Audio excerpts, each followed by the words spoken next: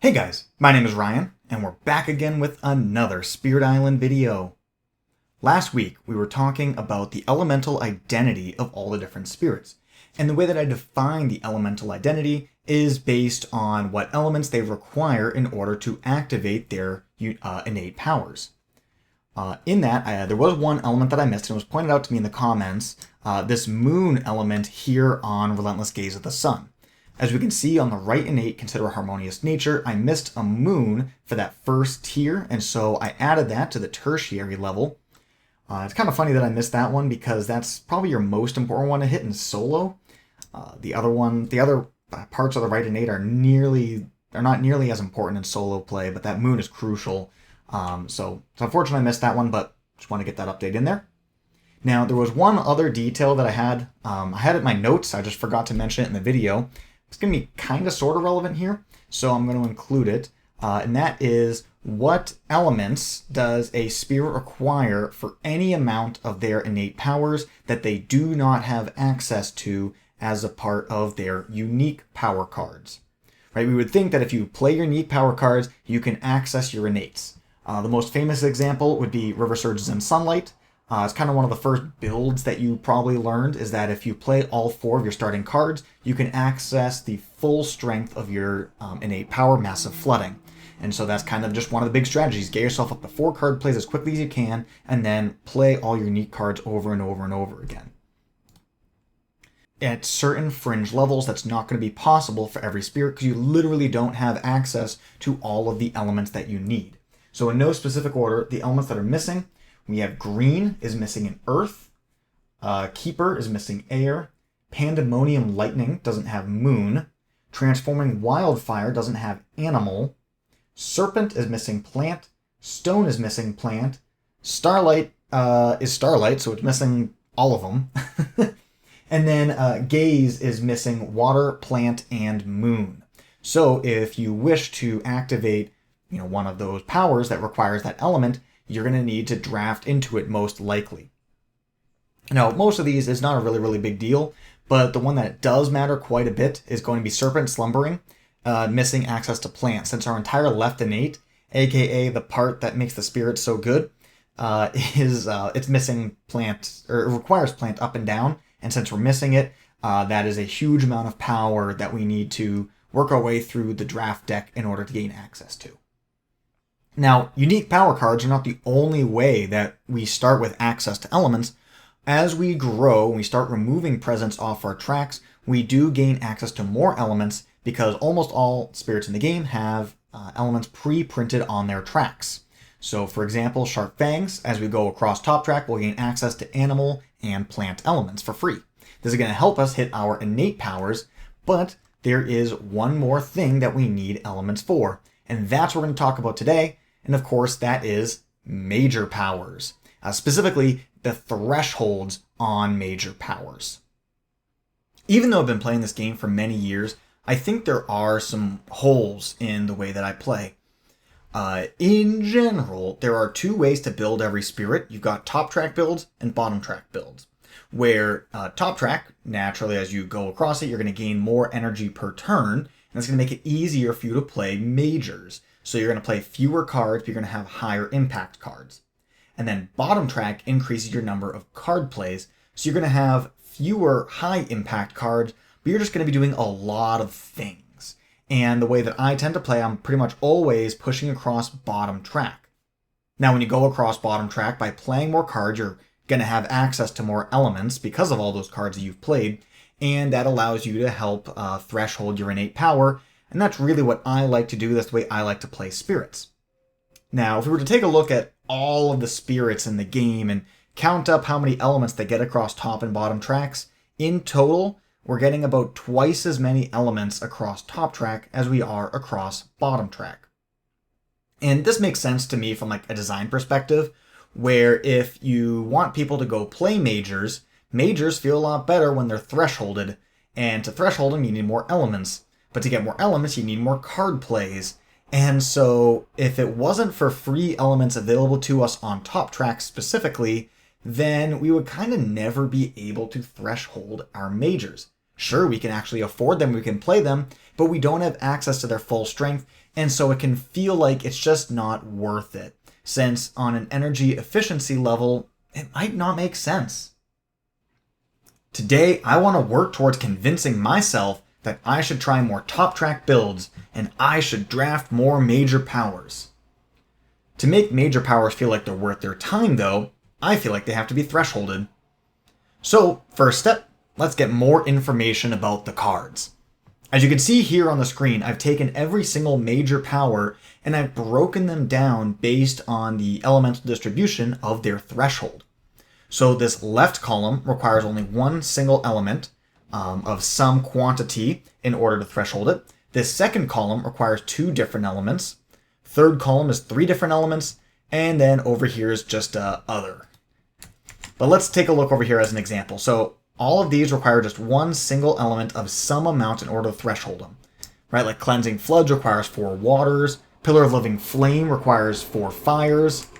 There is Fire and Flood, which has 2 different thresholds. They both operate independently of each other, and they both require 3 of a single element. I consider this 3 of a kind, as opposed to like a 3-3 requiring 2 different elements, because you don't necessarily need or even want both thresholds.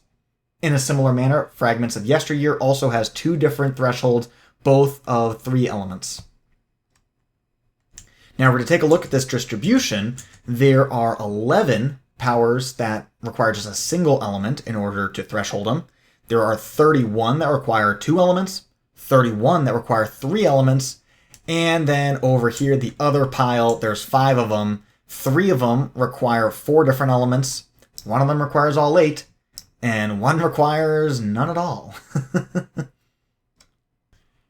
Now, experience will tell you that requiring greater or fewer types of elements is not necessarily the thing that causes us problems. I think the hardest ones to threshold in the game are generally the ones that require 4 of a kind. So whether it be 4 singles, 4 plus a second element, 4 plus 2 more elements. I mean, these ones over here, the Cast Down the Briny Deep requires 2 different 4s and 2 other elements. And then Exaltation the Incandescent Sky has a 4 and then 3 more elements. These are the ones that, in my experience, are the hardest to threshold. You have to work really, really hard to pull them off. Hitting that 4 of a kind is just incredibly difficult to do. After considering how many elements I need to do a threshold, another question that is important to ask, and might not get asked nearly enough, is, do I care about the threshold? So on the screen here, I've got all the major powers broken up into 4 different groups. On the 2 outside groups, the far left and the far right, are the cards where thresholding it does not impact whether or not I'm going to pick the card. And then I got 2 groups in the middle that the status of whether or not I can threshold it will impact my decision on whether or not I want to draft the card. So let's start with the group in the far right. This is the ones that hitting the threshold has no impact whether or not I want to threshold this card. And as you can see, these are basically all the strongest cards in the game. We have Paralyzing Fright, Sleep and Never Waken, Infestation of Venomous Spiders. All of these cards say skip all actions in target land. When you need to get a skip, you really don't care about anything else. It doesn't really matter what element you're playing or what your spirit's really trying to do. If you're facing down a loss condition on this land's Ravage and you just need to skip the Ravage, you don't care about anything else, you will take and you will play this card even if you can't threshold it, right? The main text of the effect is just that strong. In a very similar manner, we've also got Indomitable Claim, Infinite Vitality that are functionally Ravage skips. Yes, Indom you can threshold in order to skip all actions in the land, but Defend 20 is so close to skip the Ravage that, it usually does not matter. And besides, you oftentimes take this card just because it proliferates you as well. Cards like Unrelenting Growth. Are you really going to give up on a double proliferation just because you didn't get an extra blight removal that probably doesn't matter, an extra wilds token that probably doesn't matter, and gaining a power card? No. Everyone takes UG if you're offered it early. It's just a really, really good card. On the other hand, we have cards where the threshold does not add much power at all. Sometimes doesn't add any power to the card. For example, Wraps and Wings of Sunlight. You move Dahan and you defend 5. It's an infinite range Dahan and defend. If you threshold it, you can gather Dahan into your land before you send him out. But this very often just doesn't matter, right? You just grow, put a presence in a land with Dahan, and now the card's good. Like there's no benefit to thresholding this card at all. So generally, I'm not going to worry about threshold. It has no impact on my decision. Similarly, weave together a Fabric of Place. Yeah, you can use it as like invader removal and other things, but the types of really cool OP combos that come from using weave together have nothing to do with the fear, removing invaders, and isolation. Bringing together 2 massive stacks of land, bringing them into one, and then using like a big major to cast down or just destroy everything in that land, that's really, really cool, and that's generally why you're taking the card, not because of all that other text. Now, we can take all that excitement and compare it to this far left group. These are also cards where being able to threshold it has no impact on my decision on whether or not I'm going to take the card. The reality is the card sucks, and I don't want to take it. One of the most famously horrible cards out there is Transform into a Murderous Darkness. For 6 energy, you get to destroy your own presence and do 3 damage. Like, whoa, man. Talk about shooting yourself in the foot over and over and over again. And, I mean, obviously on this card, hitting the threshold is pretty horrible. I mean, it gives you 2 damage after you hit it with 7 elements. Like, it's not good, even if you did get it. But being able to get it doesn't change whether or not I want it. It sucks no matter what. You do also have cards like Terrifying Nightmares, where if you hit the threshold, you just get more fear. But fear is not the reason why you take Terrifying Nightmares. It's a push power. Generally don't take this card because it's very cost inefficient, but hitting that threshold is so unlikely to make me want to push the needle on taking this card, it's also irrelevant. Manifest Incarnation, it requires a lot of things to go right. It's a very, very difficult card to use.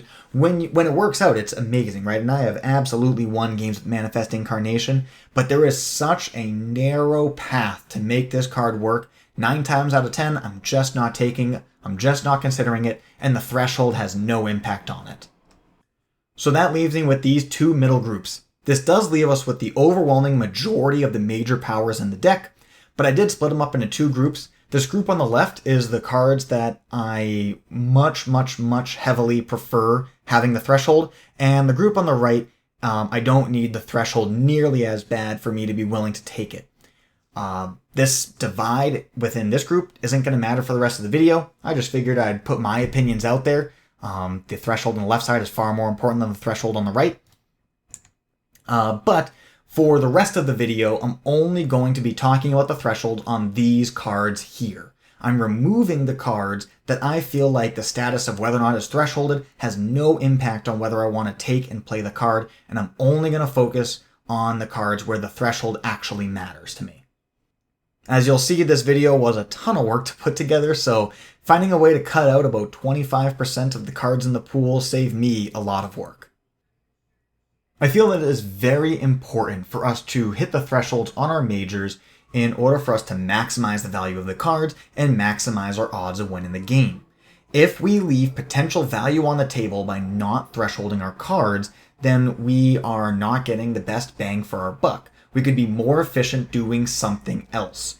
And so, because I'm trying to convince myself that going for these top track major builds is the way to go, I want to feel like I am getting my full money's worth on the card. Naturally, I would expect that some spirits are better or worse at thresholding certain majors based on their elemental identity. The technically correct answer, but the not very useful answer, is that every spirit can threshold every single card. I mean, things like Nature's Connection, Elemental Boon exist. Other spirits can just give you free elements. Maybe they get repeats on those too. So in theory, technically, every spirit can threshold everything, but being technically true doesn't mean that it's useful. So we got to set up some restrictions in order for us to narrow down how good certain spirits are at thresholding certain cards. And the first restriction that I'm going to put up is that we have to be able to threshold this card on only 2 card plays. The first card play is for the major power itself, and the second card play is going to give us a few extra elements in order to hit the thresholds on the cards. Now, across the entire game, there's only 7 cards in the deck that require no more than 2 of a single kind in order to threshold it. And within the pool that we have here, I think I'm down to only 3 of those cards, like Flow Like Water, Reach Like Air, and a few others like it. So if we only can get the elements from the card itself, the major, plus one other card, it's not going to be a very useful, functional video because, great, you got 3 cards, you hit them, you don't, whatever, that's it. So the other source of elements that exists in the game is, of course, on the presence tracks. As we were talking about before, they're mostly on top track, so we're just going to include elements from tracks in our calculations. Here on the screen, I have counted out all of the elements available to every single spirit. So on this left side, these are all the elements that spirits have on their presence tracks. So for example, we can see Thunder Speaker has 1 sun, 1 fire, and 1 air on their presence tracks. There's a total of 3 elements. I did not discern between top track elements and bottom track elements. Just because you're going for a top track build doesn't mean you can't add more presence on the bottom. Maybe you just need 1 more element that happens to be available on the bottom track in order to hit a threshold. So this just includes everything. As we can see, there is naturally always going to be some standouts. Downpour is quite famous for having a lot of elements. 9 is dramatically more than what anyone else has. I don't believe there's anyone with 8 or even 7 elements. The next highest would be 6 with like Serpent and Finder of Paths Unseen. We can see here, this is just the totals for each type of element, and we can see that there is more fire elements than any other type across presence tracks, although Wildfire is a really big standout here, adding 4 of a kind. Another big standout would be the water, of course, on Downpour, the earth on Stone. The water here on Downpour makes up about half of all water elements across all spirits in the game. So water is just really underrepresented across the board. Basically, it's all on this one guy right here. On this right side, I counted up all of the elements from all of the spirits' unique power cards. So for example, we can see Lightning Swift Strike. He has 4 starting air, 4 starting fire. All 4 of their unique starting cards have both fire, air on them. And then of course, Raging Storm also comes with 1 water. So he starts with a total of 9 elements. I included a note in one of his aspects, the Sparking aspect.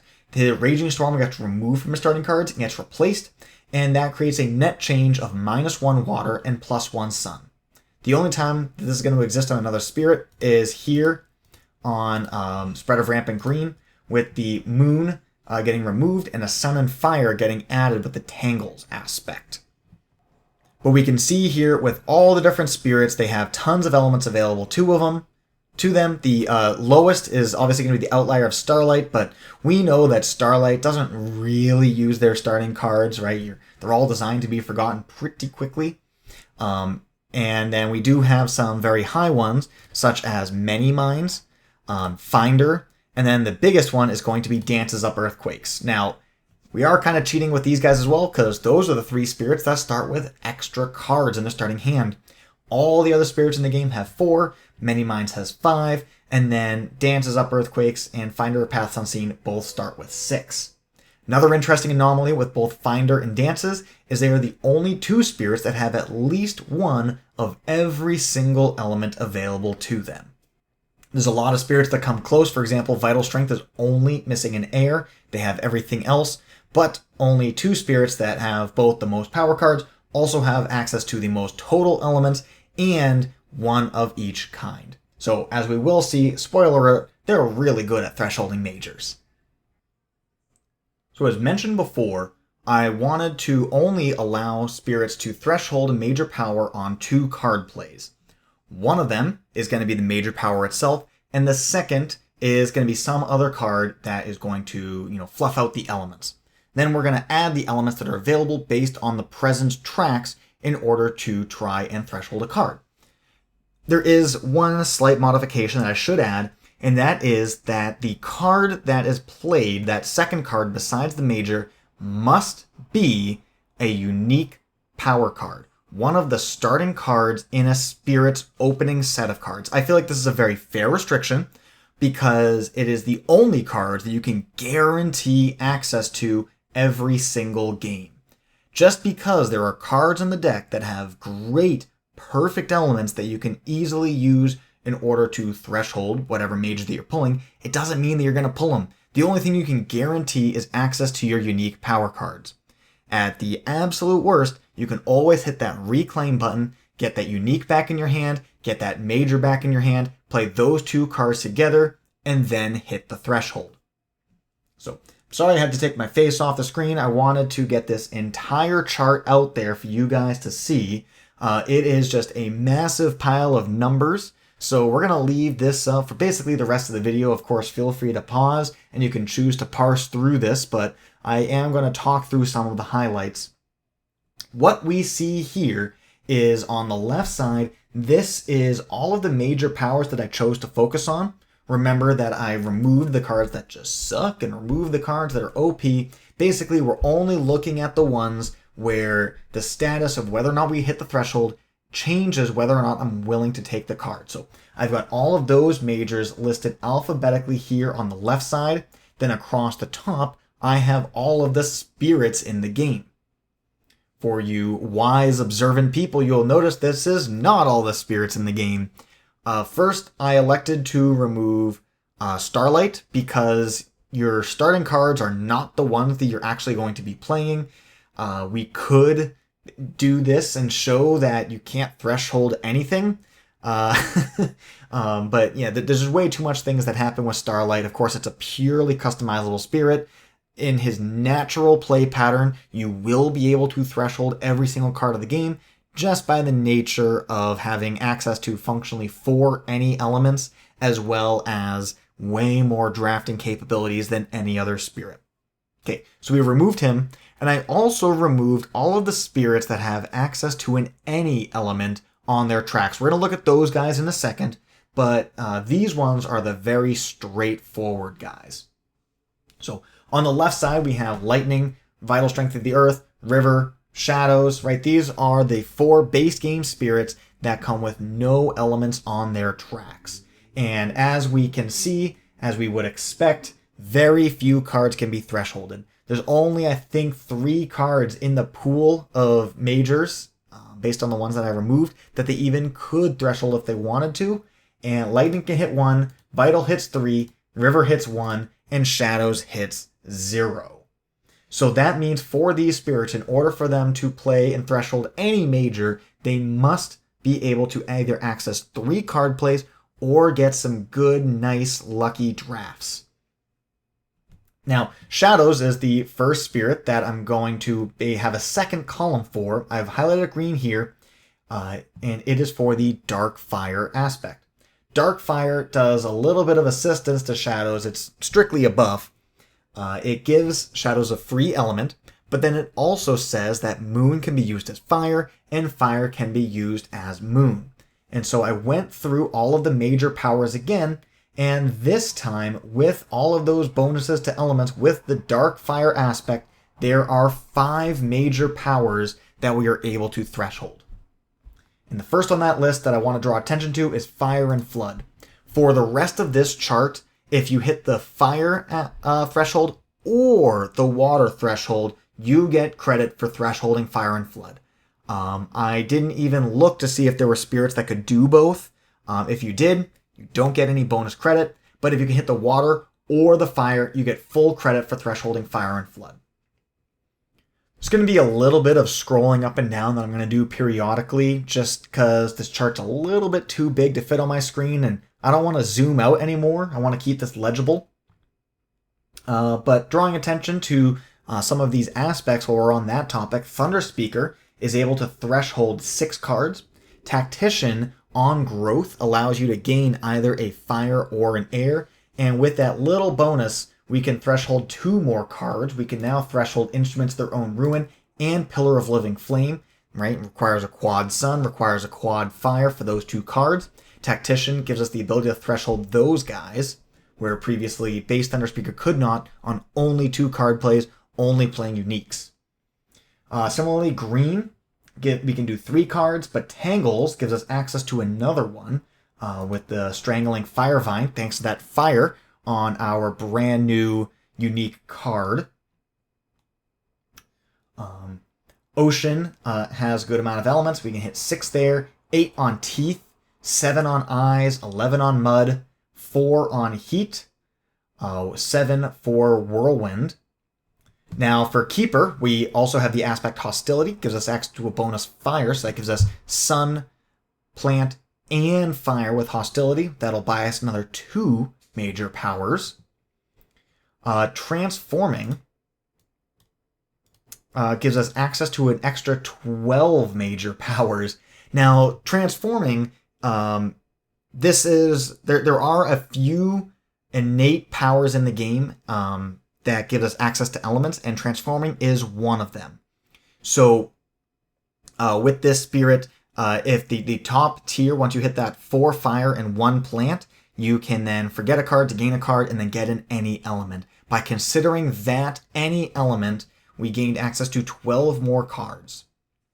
Now, this Wildfire, if you've ever played Wildfire, you know that you don't actually always have access, or really ever have access, to all of the elements on Wildfire's tracks. I don't think I've ever gone that far. Maybe when I've been paired with Rampant Green, but it's very unrealistic.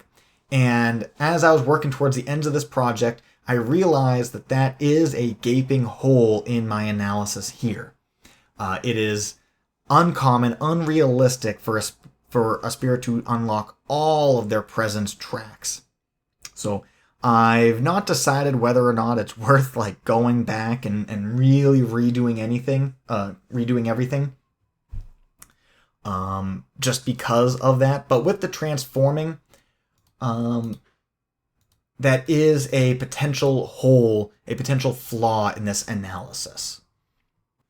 In a similar light, Volcano, almost all of Volcano's elements are across his bottom track. So if you're pushing across top track, I think he only has 1 single earth element there. And then I think he has 4 elements across the bottom track. I think he has 2 fires, an earth, and an air. And so if we're going top track Volcano, well, you're not getting the elements that gives you access to these 6 major powers. So that could also be a point of flaw. I just want to put all these asterisks out there up front. I'm not trying to hide anything here. I'm just hoping that all my work could be a useful resource for you guys, and hey, maybe even myself as well. But hopefully by just putting as much information and unobjectionable analysis out there, we could all become better players together.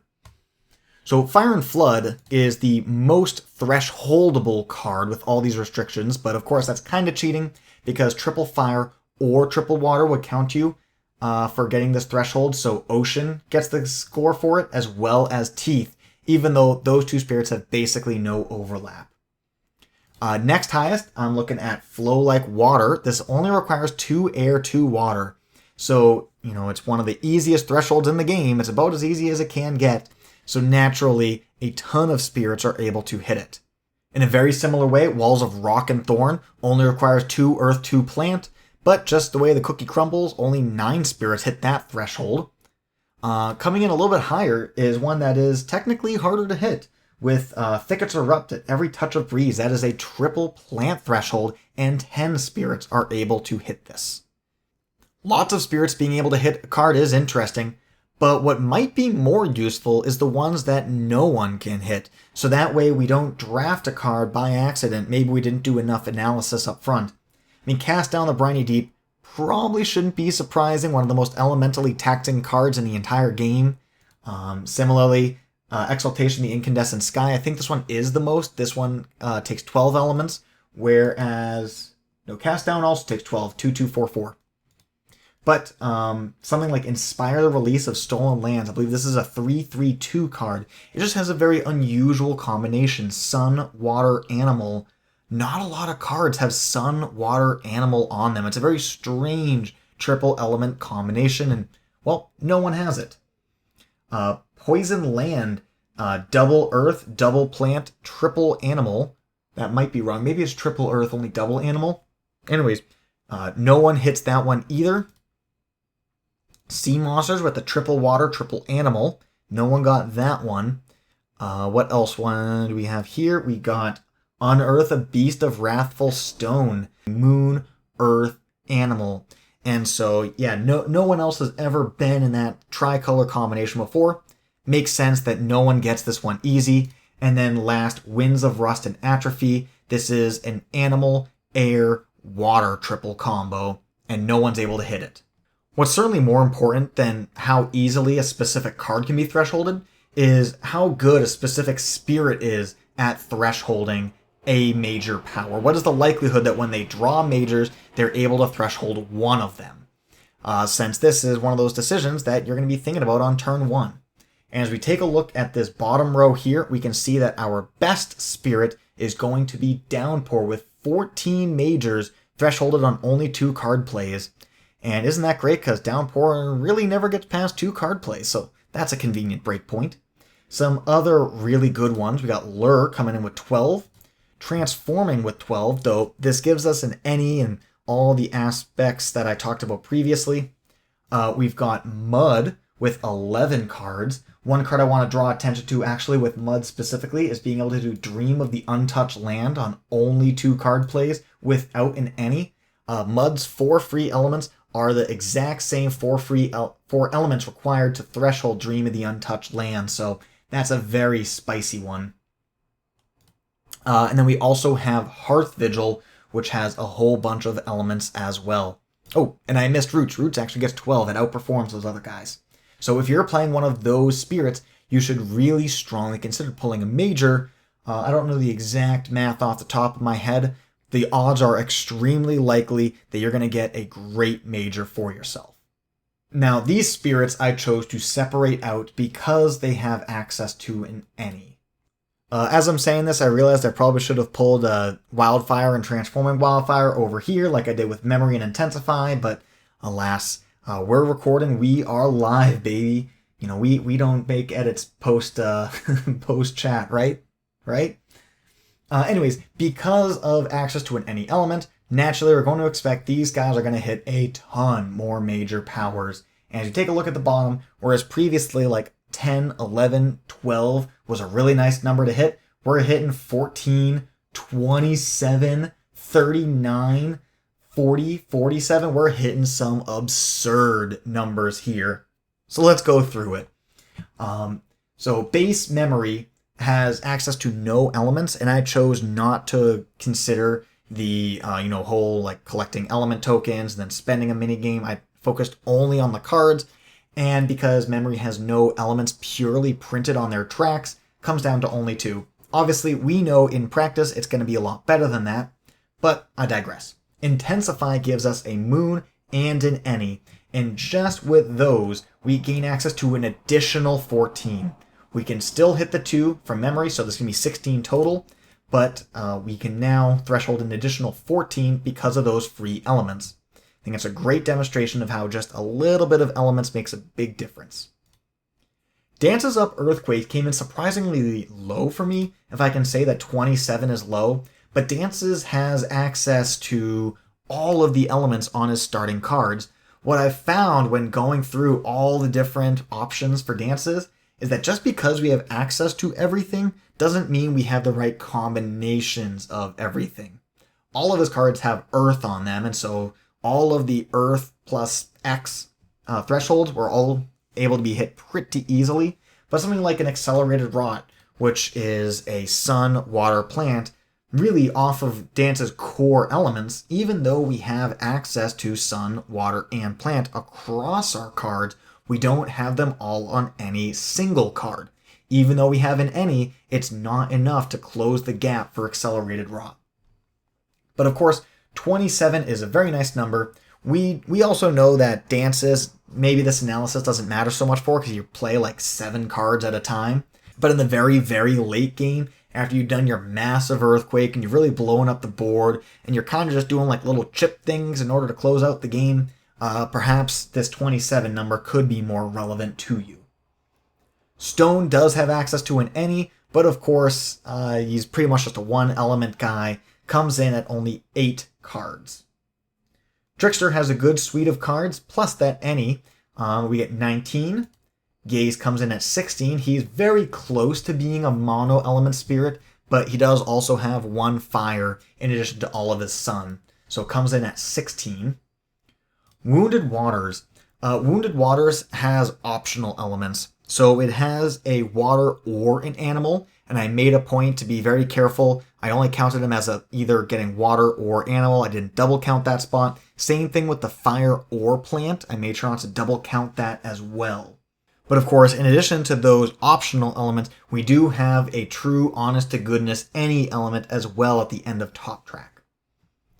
Now, Finder of Paths Unseen, now we're getting to some really big numbers. We have access to pretty much all the elements, just naturally printed, plus we also get an any, plus we have access to every single element across our starting cards. So we can threshold 39 of the 53 cards that we're considering. That's 80% of the cards in this narrow pool that we are able to threshold. So the odds of you being able to threshold something as Finder on any given draft is damn near 100%. Finder is an amazing spirit at drafting and playing majors.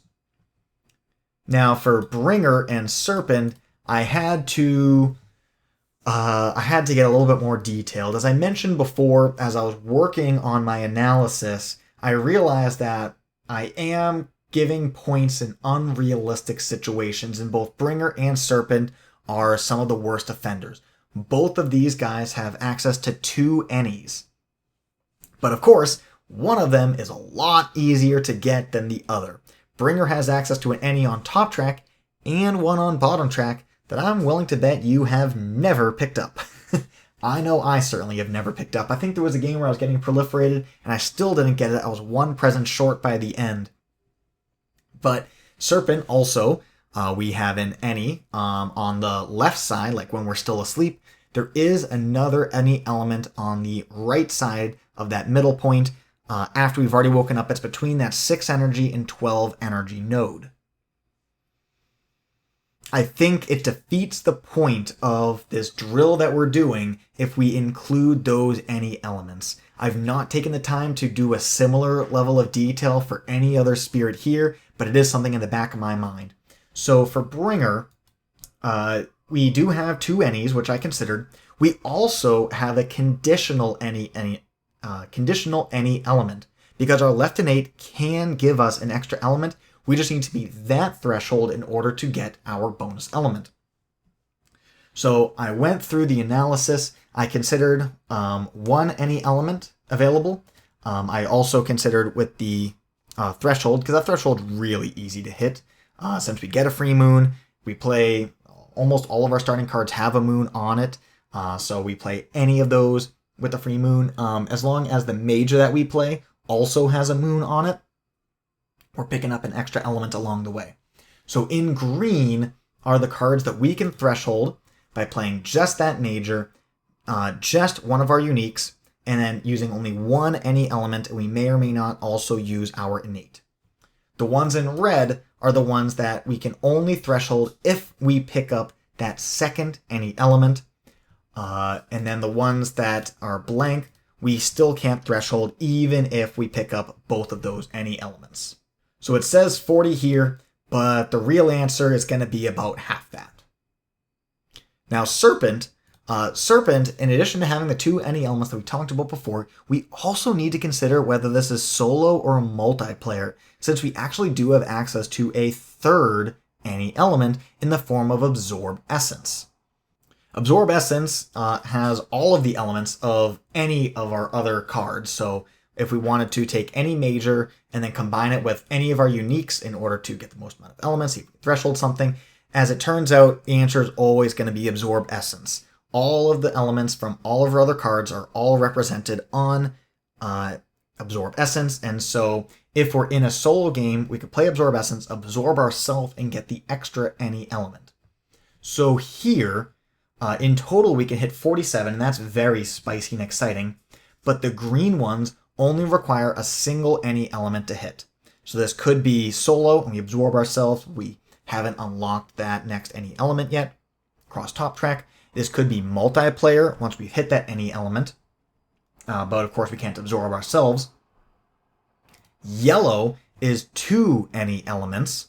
So we could absorb ourselves on and then, have worked a little bit across top track, or it could be like mind-blowingly laking when we absorb another spirit. And then in red are the ones that require 3 any elements for us to hit. Only in solo, only in the extremely late game. So I put a lot of labor in, I did a lot of counting, I did a lot of calculating of different elemental combinations. Where does this leave me?